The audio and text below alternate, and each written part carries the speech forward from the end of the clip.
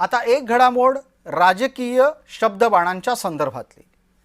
राज ठाकरेंनी इशारा दिला की देवेंद्र फडणवीसांचे अनेक व्हिडिओ त्यांच्याकडे आहेत। त्यानंतर देवेंद्र फडणवीस म्हणाले की हिम्मत असेल तर उद्धव ठाकरे यांच्या तोंडून वंदे मातरम म्हणून दाखवा। या फडणवीसांच्या आव्हानाला संजय राऊत यांनी उत्तर दिलंय। दोन्ही वक्तव्य ऐकूया। मी कधीच मुस्लिमांच्या कार्यक्रमाला जाणार नाही असं म्हटलंच नाही। मी यापूर्वी गेलो आणि पुढेही जाईल।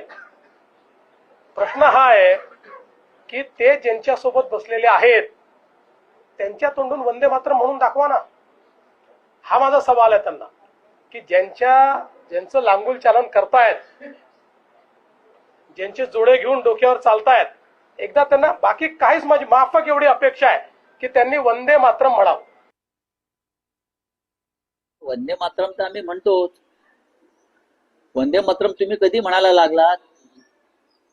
देशाच्या स्वातंत्र्य लढ्यात तुम्ही वंदे मातरम म्हटला नाही। स्वातंत्र्यानंतर 50 वर्ष तुम्ही वंदे मातरम म्हटला नाही। आता राजकीय अपरिहार्यता म्हणून तुम्हाला वंदे मातरमची आठवण झाली।